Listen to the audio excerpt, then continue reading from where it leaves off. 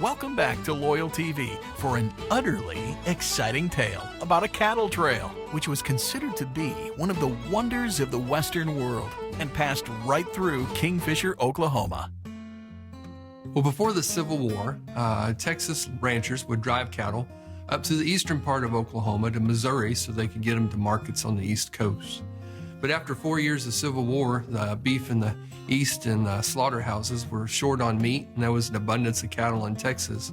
So after the war ended, Texas ranchers would round up cattle all the way from Brownsville in southern Texas and all the way up to central Texas. And they would drive them right up what would now be Highway 81 to Kansas. The trail would cross at Red River Station on the Red River into the Indian Nations. And it basically follow a path that would go up through what's now Duncan, Mustang, Yukon, up through Kingfisher, the town of Dover, Enid, and then on into Kansas. There was a stop along the trail known as Kingfisher Station. It was just a little stop, not much of a place, but it was a good place for water. Originally, the cattle trail was just known as the Cattle Trail or the Abilene Trail, but really it followed Jesse Chisholm's trading trail. And he had a couple of trading posts along the way where he would trade with the Plains Indians.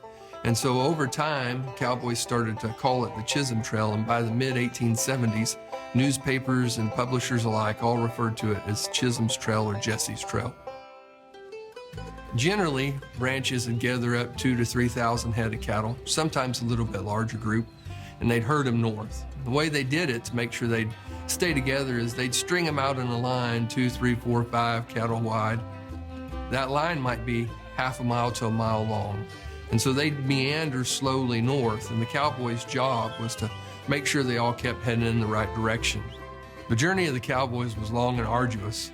Usually they get up well before the sun come up, and they go see the belly cheater, who was the cook. He'd have breakfast for them ready. Then they'd mount up on their horses, and they'd spend all day driving the cattle some 8 or 10 miles till they could get to a good watering hole. And once there, they'd go back and see the belly cheater, and then they'd eat their evening supper. And then over the course of the night, they'd all have to take turns riding herd. What that means is they'd spend a couple hours in the saddle making sure all the cattle stayed all balled up so that none of them wandered too far off in the course of the night. There were dangers for the cowboy all along the trail. Of course, there was always injury and illness.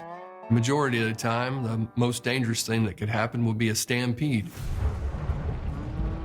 Usually it was caused by weather or something that would spook the cattle as they made their way north. Often they'd happen in the middle of the night when most of the cowboys were sleeping. Now just imagine 2,500 head of cattle running as fast as they can, spooked and scared, and your job was to go out and stop them. Another danger for the cowboy was crossing the rivers and the creeks. In the spring in particular, they're often swollen with rainwater. You have to remember the majority of these cowboys were young fellas. Most of them couldn't swim.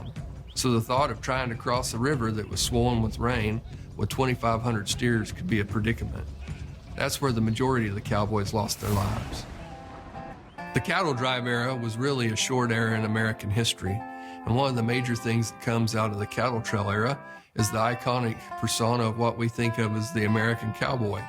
While cowboys only drove cattle for 10, 15 years up the Chisholm Trail, most notably you see the personification of what we think of as cowboys in films and westerns across the country.